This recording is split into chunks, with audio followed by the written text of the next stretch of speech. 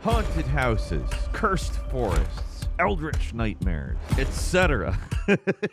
The horror genre is well known for many things, and in 2025, where 4K is the norm, it's more detailed than it's ever been. Hi folks, it's Falcon, and today on gameranx, the top 20 horror games of 2025. Starting off with number 20, it's Pathologic 3. Ice Pick Lodge is back with Pathologic 3. And this time, you're not just racing against time, you're also bending it. I don't know if you're bending it against... You're not bending against time, you're bending time. So you're a doctor, you diagnose patients, impose quarantines, and you attempt to outwit a plague that is as philosophical as it is lethal. Except, now you have a time travel mechanic. That's what makes Pathologic 3 different from the past two.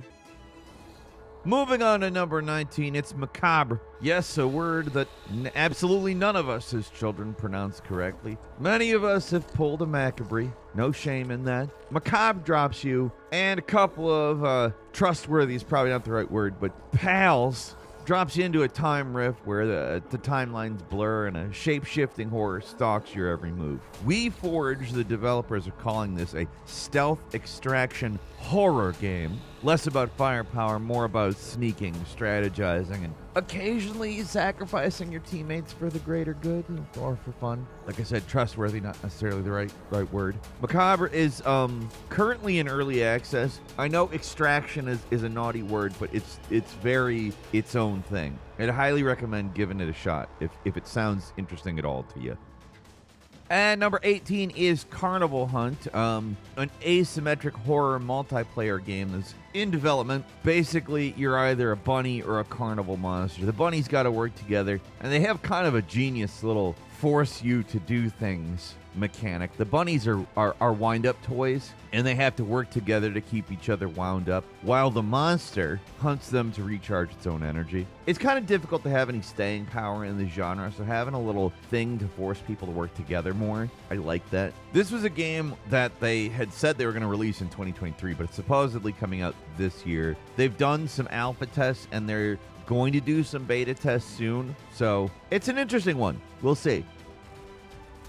At number 17, the Bornless, set on the eerie Farmouth Island. This free-to-play horror FPS brings you PvP, PvE, but more importantly, rituals, demon summonings, and supernatural foes, along with the human ones that you will fight, of course. You have a 3-phase gameplay loop: looting and exploring, performing rituals, and then hunting or being hunted, which is honestly super refreshing. It's a different thing. It's like a 1960s Lovecraftian black magic faction building horror shooter. I realize that's a lot of words, but it is actually a unique game, and it's one I'm absolutely going to try out when it comes out later in the year on PC.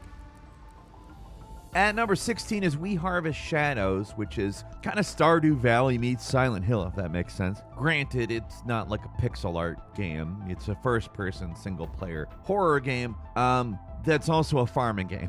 So it's a weird juxtaposition, this sort of tranquility of rural life and psychological terror. But what you're doing is the same stuff you're doing in Stardew Valley. You're fixing up your house, you're caring for livestock, you're exploring, finding resources, etc. But at night, obviously, you have to defend those things. It's a super interesting looking game, and it's coming out late in 2025 on PC. There's a demo currently available. I would really recommend it because it's not like anything else I've ever played, really. And yet, there's a lot of familiarity there, too. It's one of those types of games. At number 15 is Subliminal, a psychological horror game inspired by The Backrooms. It's The Backrooms. It's The Backrooms. Oh, you've heard the meme. Oh, you've seen The Backrooms too. It's an Unreal Engine 5 Lumen nanite, very realistic, very non-linear, handcrafted, what they're calling light and perspective-based puzzles. And then there's manifestations of fear and despair. It's The Backrooms. It was going to come out late last year, but they had to delay. It's listed as coming soon, supposedly sometime this year. Subliminal is coming to PC, PS5, Xbox Series, and also VR. At number 14 is The Lost Wild. Tell me if this sounds a little familiar to you. You're in a lush, overgrown research facility where dinosaurs roam freely. Yeah, kind of sounds a little like Jurassic Park, except for it's a survival horror game. I mean, I guess Jurassic Park is kind of like the equivalent of that as a movie, so maybe honestly, this Great Ape Games video game is going to be interesting because, guess what? This is not a first-person shooter. You are not going to be overpowered. This is a stealth and evasion game. You got distractions, like flares and stuff. That's your weapons against dinosaurs. It's an interesting looking game. One I'd like to try. It will be out sometime this year on PC. At number 13 is Subnautica 2. Basically, it's Subnautica on a new ocean world with 3 friends. That's right, 4-player co-op. Yes, that's going to be fun. Don't tell me that's not going to be fun. Subnautica is a great game. You're going to be exploring mysterious ruins, building custom bases, facing off against big old predators. And this time around, it's not just a base you can build. You also have the ability to modify your DNA so you can evolve your character to meet the planet's conditions. Subnautica 2 is going to enter early access on PC sometime soon, and then also on Xbox Series through the game preview program. We don't have a confirmed date for PS5 or Nintendo Switch, probably Nintendo Switch 2, given it's an Unreal Engine 5 game. Looks a little bit heftier than something the original Switch might be able to handle, but yeah, coming soon. Gonna be cool. And number 12, it is Ill, a narrative first-person survival horror game developed by Team Clout. This one is touting itself as intense body horror with a detailed dismemberment system. It's also had some pretty chilling trailers and comes off pretty ambitious, which sometimes does give people pause. Obviously, I think you trust people until they give you a reason not to. I hope Team Clout is able to deliver on this because honestly, if it's good, fantastic. If it's BS, I mean, that's only the 500th BS game with a great trailer. Ill is coming to PC, PS5, and Xbox Series sometime this year, hopefully.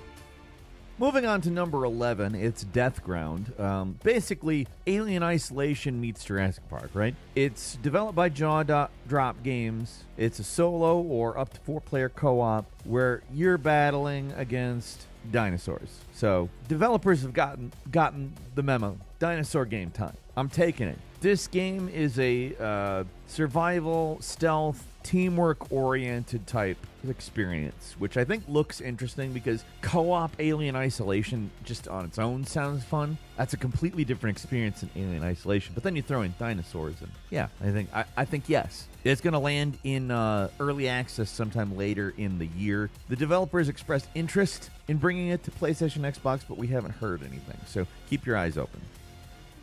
Moving on to number 10, it's quite a ride. A pretty interesting idea for survival horror. Puts you on a bicycle. You're basically navigating a foggy, changing rural landscape. Basically, as you pedal, you recharge your phone's battery, which is essential for receiving messages that may help or hinder your escape. I think this is a really cool idea because there's not really anything else quite like that, at least in description. It's also inspired aesthetically by the works of Stephen King in the 80s and 90s. Of course, not anything recent from him because it seems like that well is completely dried up. But hey, quite a ride. Doesn't have a confirmed release date, but it's coming to PC later in the year. At number 9 is BrokenLore Low, a psychological horror game that takes place in an eerie Japanese village called Kirasamimura. Somehow, you're a woman whose music career leads her into a labyrinth of supernatural horrors. The village itself is haunted by the Gashidakuro, a giant skeleton from Japanese folklore, and the game's environments repeat and change, and it's interesting. They have a demo. I'm going to say try it out. It's a weird one, and I think that if you like the demo, you'll like the full game. It's not like an expensive game either. It's $8. Regularly, it's on sale as well. It's good. I mean, it's a good one. It's only out on PC, though. No consoles. And number 8 is Blight Survival, basically a co-op action horror roguelite. You and 3 friends play as mercenaries sent to chase a blight, which is a supernatural plague which is turning corpses into ravenous monsters. Zombies, if you will. You got melee combat, stealth crafting, and some light extraction elements, it looks like. Looks like it leans a lot on Dark Souls, though, which I like. So, like, if you combine Dark Souls with Escape from Tarkov, basically. Maybe. I don't know. That's what I'm thinking. The game's currently in pre-alpha. They're planning on some closed playtests. Hopefully, we'll be seeing this one this year. Blight Survival's coming out on PC, PS5, and Xbox Series again. Hopefully this year. At number 7 is the Dark Pictures Anthology, Directive 8020. Kind of a really different piece for the Dark Pictures Anthology. This one takes place in space. This is the first episode of Season 2 of the Dark Pictures Anthology. You've crash-landed on a planet where an alien organism capable of mimicking its prey turns you and your crewmates against each other potentially. Now, this is also the plot of the game Prey, of course, to some extent, not necessarily entirely, but it's pretty close. It's just that these are very different games. They're very plot-driven, they're very narrative-driven, and for whatever reason, they're clearly making money.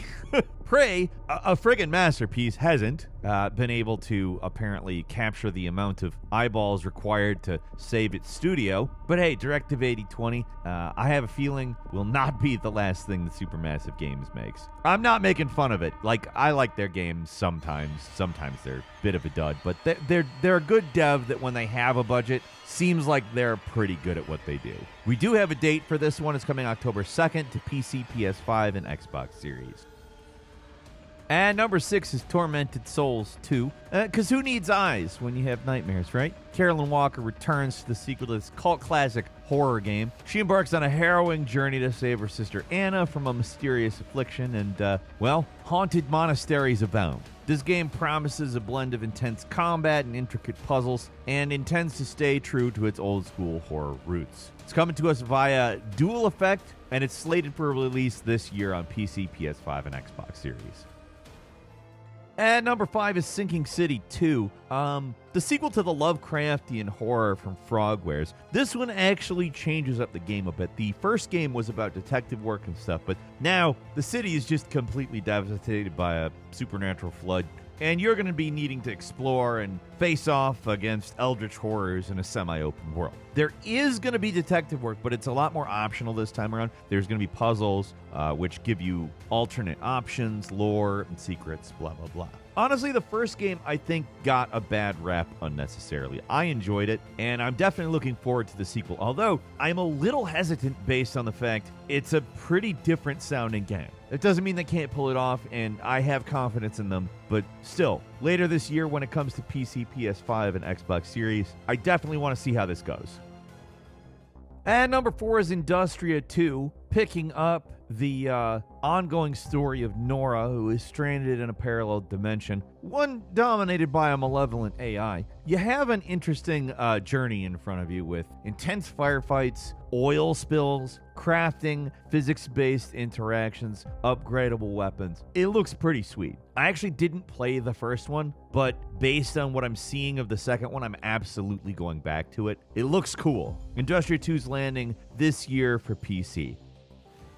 Moving on to number 3, it's Reanimal, coming to us from the creators of Little Nightmares. This is a co-op horror adventure game where you play as a brother and sister navigating a hell version of their former home. So there's boats, there's land, environmental puzzles, grotesque creatures, stuff that represents their troubled past, as of course one might expect. It's interesting because you got both single player and shared camera 2-player co-op, which I think is super interesting. I like that more games are doing that. I mean, it's not like a huge departure for Little Nightmares or anything, but stuff like It Takes Two and that type of thing have really popularized that format. Now, I'm really happy to see it. Reanimal is coming to PC, PS5, and Xbox Series, and Nintendo Switch 2 this year. Moving on to number 2, it's Silent Hill F, which takes place in 1960s Japan. The F stands for fog. Actually, no, it doesn't. I'm just saying it does. Why not? There's a lot of fog in Silent Hill. This is a super interesting thing because, well, Silent Hill is basically not based on any traditional anything. It's usually not set in 1960. It does look really pretty, though. Like, the colors and the ideas that they've shown us are I mean, they look like Silent Hill, and they also don't look like Silent Hill. You got traditional Japanese elements in there as well. It looks cool. It's in development for PS5, Xbox Series, and PC. You could pre-order it currently, but we don't have a date. I would assume not terribly far off, though, given the fact you can pre-order. So, yeah, I'm excited for it. And finally, it's Cronos: The New Dawn at number 1. So this is a third-person survival horror game coming to us from Bloober Team, which, as you know, were in charge of the recent Silent Hill 2 remake that we all know and love. This one is set in a retro-futurism world Eastern European Brutalism is the name of the game. And it's interesting because we see a story play out between 1980s Poland under martial law, which is an alternate history timeline, and a dystopian future that I guess is probably downstream of that. It's interesting too because you can't just defeat enemies and leave them there. If you're not properly disposing of them, they can combine and become bigger, scarier baddies. I don't know, it's a different looking game, but as we all know, Bloober Team has kind of proven themselves. I know they needed to prove themselves, and they did. So this is kind of like bring me more Bloober Team stuff. It's coming to PS5, Xbox Series, and PC later in the year. I got a quick bonus here for you as well. Little Nightmares 3, tag team terror of very subtly named protagonists, Low and Alone, as they trek across a new realm called the Spiral. One's got a bow, the other's got a wrench. It's one of these atmospheric horror platformers, and it comes after two honestly great games. We don't have an exact date for it, but it is coming this year to PC, PlayStation, Xbox, and Nintendo Switch. And that's all for today. Leave us a comment. Let us know what you think. If you like this video, click like. If you're not subscribed, now's a great time to do so. We upload brand new videos every day of the week. Best way to see them first is, of course, a subscription, so click subscribe. Don't forget to enable notifications, and as always, we thank you very much for watching this video. I'm Falcon. You can follow me on Twitter and book me on Cameo at Falcon the Hero. We'll see you next time right here on GameRanx.